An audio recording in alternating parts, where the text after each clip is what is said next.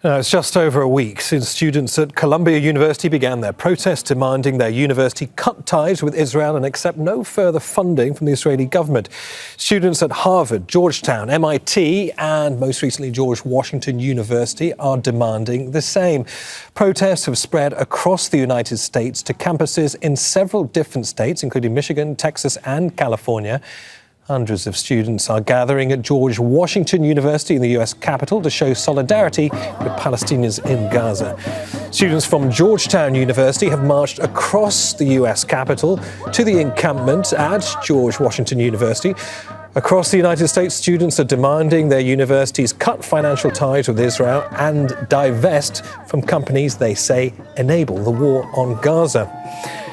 Well, our correspondents are covering the protests across the US. Patty Culhane is standing by for us at George Washington University in Washington, D.C. But first to John Hendren, who's at Columbia University in New York. And John, I understand from your early reporting that negotiations are underway at the moment. Is there any sense the university will capitulate or compromise with the protesters' demands? Well, the university is in a tough spot. As you said, the students are demanding divestment from anything that enables the war in Gaza. They also want amnesty for the students who are protesting. But meanwhile, billionaire donors to these universities, including Robert Kraft, the owner of the New England Patriots football team, has said he's going to stop investing, and he's not the only one. And what that means is that puts pressure on the university from the other side, from people who want these protests to stop. And that presents a really interesting scenario here. Overnight, somebody planted a sea of Israeli flags here. Those were not here yesterday. And if you look up beyond those flags, you see those blue seats. Those are going to be filled for the graduation ceremony here at Columbia on May 15th. And if the students haven't moved by then, walk with me this way, and let me just show you. Those seats are facing this encampment, about 80 tents or so, hundreds of students who have occupied the space in the center of the university. Right now, there's a midnight deadline. Tonight, that's about 4 a.m. GMT, from the university president to leave this spot. Negotiations continue, though, and we're told they'll probably go on into the night. So there might be an extension of that date. But nobody really knows how this is going to end. And it's important at other universities what happens here, because this is where it all started. This is the epicenter. It was in 1968 during the Vietnam War protests. That university president lost his job. This one is hoping not to do the same. So there are negotiations going on. They're intense. Something might happen by midnight and something might not.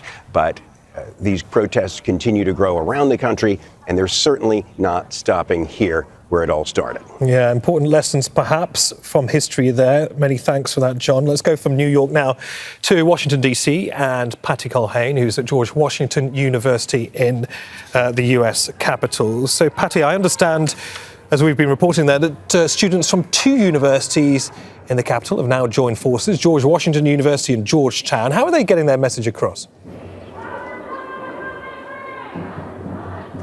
Well, actually, it's all 8 universities that are here in the metropolitan area. Maryland's included, Gallaudet, which is a university for mostly hearing impaired students. So a wide swath of different students here. But I want to just get out of the way real quick and show you what's going on.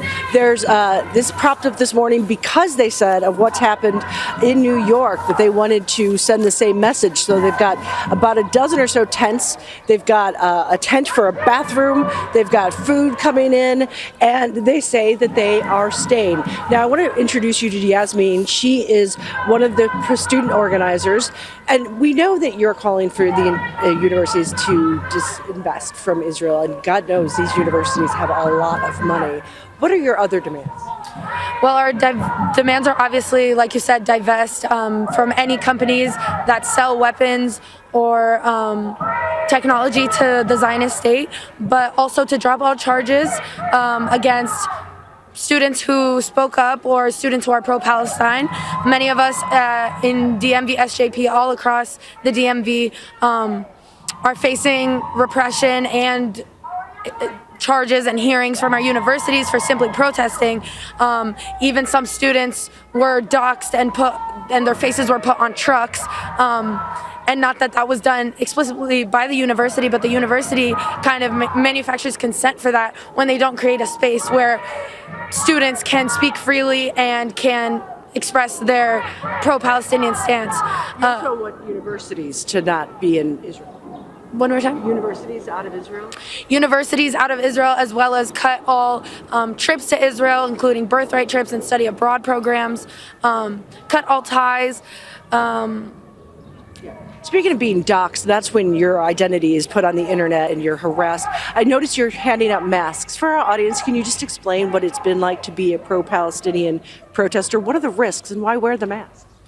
Yeah, so not all protesters wear masks, but many do just because of the heavy targeting and the heavy doxing, like you said, against us.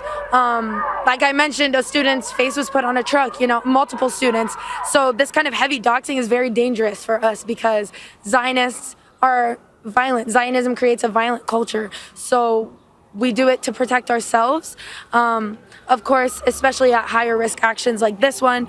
This is something we've never done before. We've never done an encampment at a DMV school, at least within my lifetime. So we want to make sure that we are protected while still using our voices and expressing our demands. Yasmin, thank you so much for speaking with Al Jazeera English. I appreciate it. Have a good day. One of the things I should point out is the students do expect that the police are going to intervene today. I've been told by the police that the district police are, in fact, amassing not far from here. So we're going to stay on the scene and keep you posted. But a lot of these students say they're willing to get arrested, just like so many other students, so many hundreds of other students across America. All right, Patty, many thanks for the update there. Patty Colhane in Washington, D.C. Make sure to subscribe to our channel to get the latest news from Al Jazeera.